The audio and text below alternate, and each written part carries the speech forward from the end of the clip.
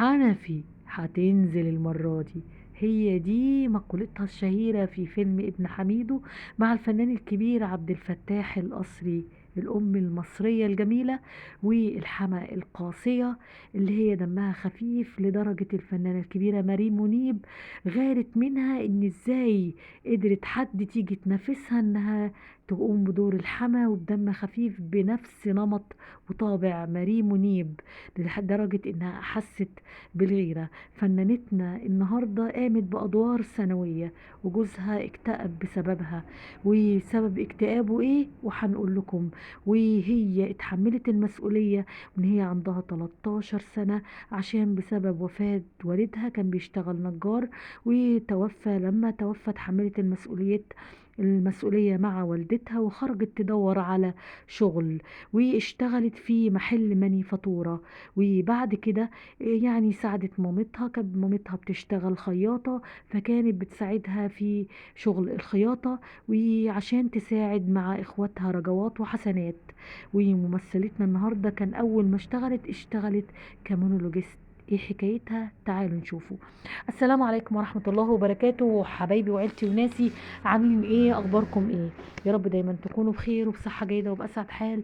اهم حاجة راحة البال والصحة والستر. حبايبي وعيلتي وناسي اوعوا تنسوا تصلوا على الحبيب. اللهم صل وسلم وبارك على سيدنا محمد. استغفر الله العظيم واتوب اليك.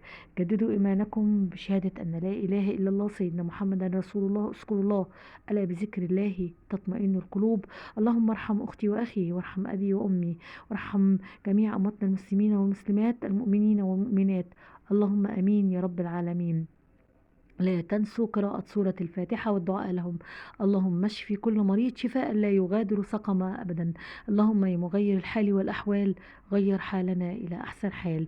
متشكرة قوي على حبايبي اللي فضلوا معايا ومنوريني، متشكرة على حبايبي اللي جم منوروني، متشكرة على التعليقات الحلوة، متشكرة على كل حاجة. أتمنى عيلتي تكبر أكتر وأكتر فضلا وليس أمرا، واللي ما جاش نورني في القناة يجي ينورني ولايك فضلا وليس أمرا.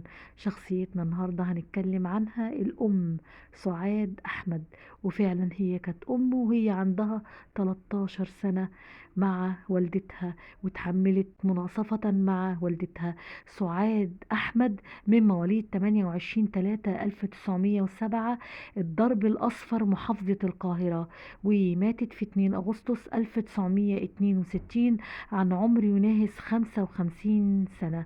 اشتهرت في زي ما قلت لكم في بداية أعمالها كمونولوجيست طبعا بعد ما ساعدت والدتها في الخياطة في بداية المقدمة ما قلت لكم، وان هي تشتغل كماني فاتورة.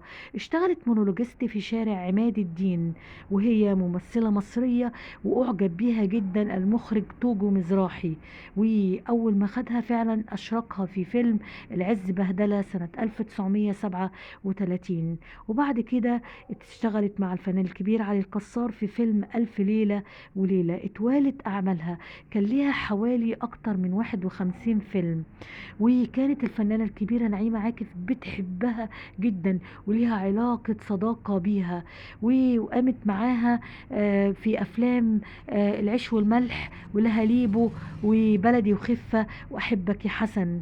وكان من ضمن أعمالها برضو ابن حميدو، سمارة، مؤامرة، وكمان الأفوكاتو مديحة وزينب والقلب له أحكام وال5 جنيه.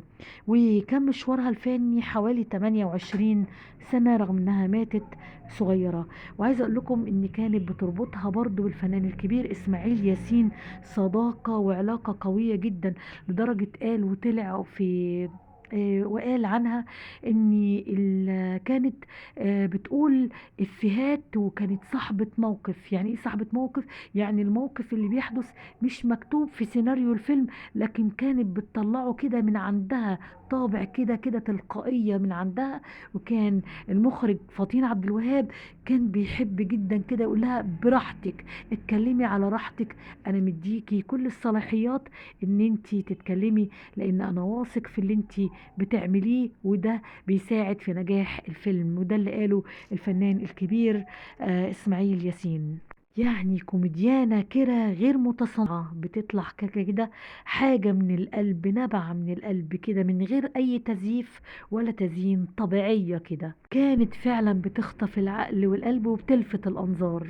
الفنانة سعاد أحمد زوجها بسببها فنان معروف، وقلت لكم عليه ان هو نعناع السينما المصرية، الفنان محمد شوقي، ان هو قعد بعد وفاتها في عزلة تامة في حوالي سنة، وحاولوا أصدقائه وأصحابه وأهله يخرجوه من اللي هو فيه. خرج فعلا، إن هو كان في حالة اكتئاب، وخرج من عزلته بالعافية. في أحد البرامج الفنان محمد شوقي وقال وسألوه عنها، قال: دي حتة من قلبي، دي الحب والعشرة والعمر كله، دي سنين عمري اللي ضاعت، اللي عمري ما هعوضها. عايزة اقول لكم ان هو قال ان هي كان جه عليه فترة الفنان محمد شوقي ما كانش المخرجين والمنتجين بيعرضوا عليه اي اعمال، وكانت بتقول له ما تزعلش، هتتعدل، اوعى تزعل، انت ناسي ان انت متجوز ست مصرية جدعة تشيلك في المرة قبل الحلوة، اوعى تزعل ابدا، اوعى تشيل هم المصاريف ولا البيت، انا سدادة وانا معاك. وهي دي كانت حكايتنا عن الفنانة سعاد أحمد، الأم والحما الجميلة، صاحبة الضحكة والطابع المميز، اللي كانت أمه هي عندها 13 سنة. حبايبي وعيلتي يا رب يكون الفيديو عجبكم، فضلا وليس أمرا لايك وسبسكرايب في القناة، اوعوا تنسوا تصلوا على الحبيب. والسلام عليكم ورحمة الله وبركاته. حبايبي وعيلتي ألف ألف مليون شكر.